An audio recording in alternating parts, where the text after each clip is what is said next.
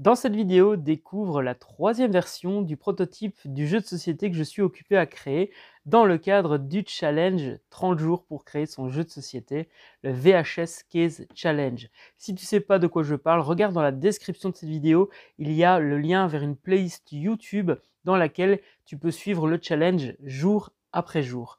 Et dans la première vidéo de cette playlist, j'explique tout le contexte de ce challenge, ce qu'il faut faire, ne pas faire. Et d'ailleurs, je m'étais trompé dans cette première vidéo. Je pensais qu'il fallait que je remplisse une boîte de cassettes VHS de composants un maximum pour créer un jeu. Mais en fait, l'objectif du challenge, c'est de créer un maximum de jeux avec des composants qui sont contenus dans une boîte VHS, ce qui est complètement différent. Je m'en suis rendu compte il y a 2 jours exactement, donc ça remet un peu en perspective les idées que j'ai, et malgré tout, j'ai gardé le focus sur le prototype que j'avais commencé à créer avec des tuiles ici. Donc ce que j'ai fait, c'est que j'ai préparé ces tuiles sur Canva. Tu peux regarder ça dans la vidéo précédente. Et j'ai découpé. J'ai préparé également un plateau de jeu pour le playtest, tu vas voir. Je te montre ça également, il y a la première version du playtest. Je remercie d'ailleurs Alex et Mehdi de s'être prêtés au jeu. C'était vraiment un chouette moment. La partie a duré plus ou moins 20 minutes, mais évidemment, je vais t'illustrer cela avec un time-lapse pour que tu puisses un peu voir comment ça se passe. Je vais également te présenter les outils que j'utilise pour faire le point, le bilan sur ce qui a fonctionné, pas fonctionné dans les playtests, et je vais aussi t'annoncer ce que je prévois de faire, et je t'en dirai plus demain, ce que je prévois de faire par rapport justement à cette nouvelle règle que je n'avais pas très bien compris dans le challenge. Et donc c'est parti pour ce nouvel épisode de la Tribu Ludique.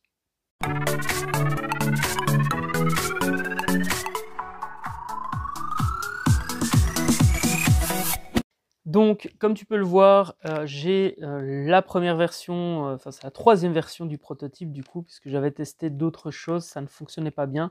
J'avais testé en fait des tuiles rectangulaires avec seulement 2 composants, 2 couleurs, ça fonctionnait pas très bien. Ici, avec les 4 couleurs, ça fonctionne assez bien. Le playtest s'est très bien passé, je te mets quelques images à l'écran. Et l'idée, c'était vraiment de pouvoir expérimenter et valider la mécanique de jeu. Là, on est sur des composants qui sont juste des couleurs. Après, je vais pouvoir évidemment mettre des graphismes dessus, chaque couleur représentant une catégorie de composants d'ordinateur, puisque je suis encore sur cette idée, cette envie de créer un jeu qui reprend la notion de on va construire son ordinateur et on va poser des composants sur une carte mère qu'on va ensuite placer dans le boîtier VHS qui fera office d'ordinateur portable. Donc ça, c'est vraiment ce que j'ai pris le temps de faire. Donc on a fait un playtest avec Alex et Mehdi qui sont dans l'espace de coworking. D'ailleurs, je vous invite à aller découvrir dans la description, je mets le lien vers leur site internet. Ils ont lancé une boîte à abonnement qui contient des figurines manga. Tu peux sélectionner ton manga préféré, dire les figurines que tu as déjà ou pas, les personnages que tu recherches ou pas, et tu peux justement obtenir une boîte surprise chez toi avec une énigme, etc. C'est vraiment très très chouette.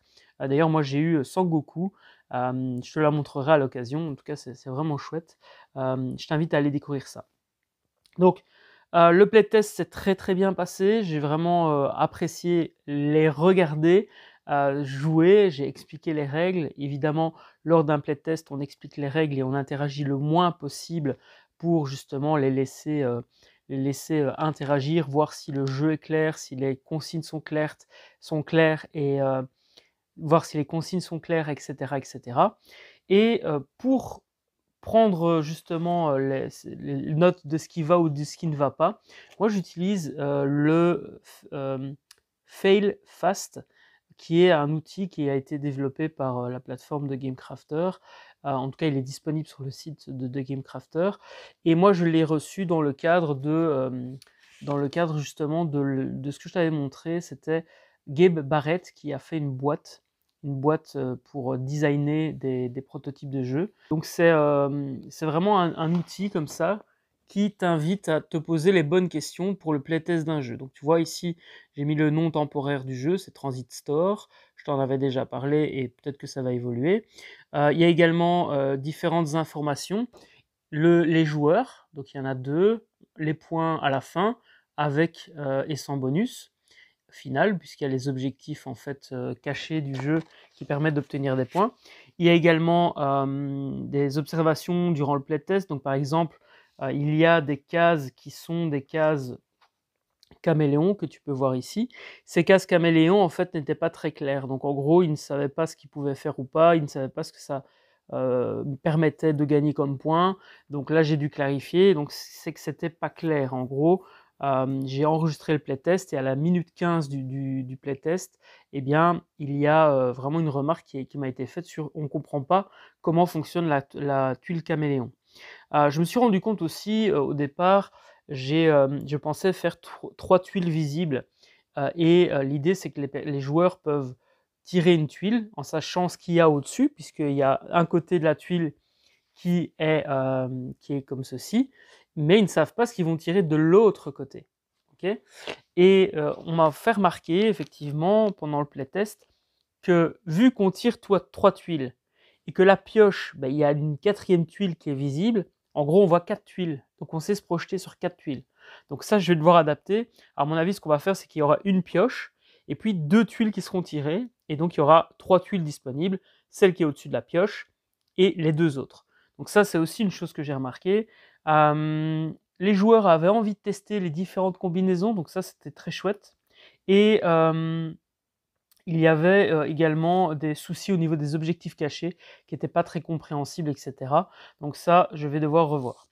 Au niveau des aspects qui ont fonctionné, donc les 2 joueurs ont apprécié et voulaient même refaire une autre partie. Il y avait également la possibilité suggérée qui était de proposer de faire des combinaisons arc-en-ciel, c'est-à-dire plutôt que de simplement combiner des couleurs et venir connecter cette tuile-ci par exemple avec la tuile ici et de connecter les côtés orange, et bien de plutôt proposer des objectifs qui proposent des combinaisons. C'est-à-dire, par exemple, l'idéal, ce serait d'avoir une tuile, une connexion qui est de chaque couleur, par exemple, une tuile qui est de chaque couleur. Et à partir du moment où on réussit ça, on réussit l'objectif caché. Donc il y a eu plusieurs suggestions comme ça qui étaient vraiment très chouettes.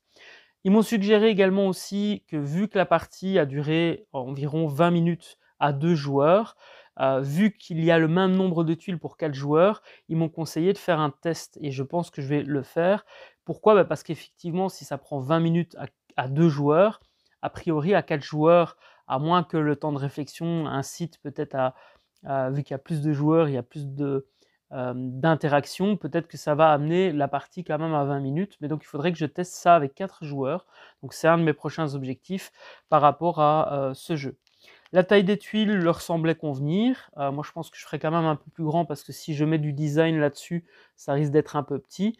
Attention que ça doit rentrer dans le boîtier VHS, donc c'est aussi une contrainte qui va m'imposer entre guillemets la taille des tuiles. Donc je dois vraiment bien regarder à ça, c'est super important. On m'a proposé aussi, on m'a suggéré de faire un plateau où les tuiles donc, pourraient s'intégrer, donc avec une certaine épaisseur, comme ça les tuiles en fait seraient dedans. Et du coup, voilà, à voir techniquement parlant avec The Game Crafter si je sais le faire. Si j'avais n'importe quel prestataire, je pense que ce serait faisable. Mais l'idée, ce serait qu'il y ait un cadre. Donc, soit je fais un plateau, soit je fais simplement un cadre dans lequel les tuiles vont venir s'intégrer. L'idée, c'est vraiment d'avoir comme un système où on pose la tuile et les tuiles ne peuvent pas dépasser le plateau. Donc voilà, à voir, ce sera peut-être un cadre. On va voir si c'est vraiment... on va voir les autres playtests pour voir s'il y a vraiment un impact sur le jeu. Là, en gros, il faut se dire que les tuiles du playtest, ce sont des tuiles en papier. Donc c'est normal que ça s'envole et que ça bouge facilement. Donc je te montre ici. Ça, c'est une des tuiles. Mais évidemment, quand tu la poses sur le plateau, ça bouge assez rapidement. Donc je pense qu'avec des tuiles un peu plus épaisses, ça posera un peu moins de problème. J'ai également partagé la notion de potentiellement faire un système avec des tuiles qu'on pourrait superposer. Et plus on est haut en termes de tuiles, plus on marque de points, parce qu'en fait, il y a un multiplicateur par étage. Ça, ce sera à tester aussi, si j'ai le temps bien sûr, puisqu'en gros ici, il me reste environ 15 jours pour finir le jeu. Donc c'est assez chaud, mais ça va le faire. Au niveau des points, je calculais ça avec simplement des pions. Donc c'est les meeples, c'est ça en gros, c'est ce qui me permettait de mesurer, enfin de calculer les points. Donc en gros, j'ai des barres avec des points de 0 à, enfin de 1 à 9, et puis les dizaines. Et donc en gros, ça représentait les unités, et ça représentait les dizaines. Les joueurs ont atteint 29 et 33 points, donc c'était assez serré. Et les deux joueurs ont réussi à compléter leur objectif caché. Donc ils ont marqué 10 points supplémentaires, ça fait 39 points et 43 points. Donc je pense que je vais devoir aussi tester la notion de mettre un ou deux objectifs communs à tout le monde pour aussi inciter les joueurs à compléter autre chose que leur propre objectif caché. Évidemment, s'il est caché, ça veut dire que les autres joueurs ne le voient pas. Les objectifs cachés, au niveau du prototype, j'ai simplement noté ça sur des simples feuilles comme ceci. Donc l'idée, c'était de faire simple. Ça doit être fonctionnel, hein, le prototype. Il ne doit pas forcément être beau. Et une autre chose qui est super intéressante dans l'outil ici, c'est la note ici finale. Donc j'ai demandé, voilà, sur de 1 à 7, comment est-ce que tu as trouvé le jeu fun? Qu'est-ce qui t'a passionné dans le jeu? Est-ce que ça t'a passionné ou pas? Si ça t'a pas passionné, bah, tu mets 1. Si ça t'a passionné beaucoup, tu mets 7. Et donc j'ai une note au total de 52 points. Donc ça me permettra de voir avec les futurs playtests, de faire des comparaisons, on va dire, plus ou moins équitables de playtest.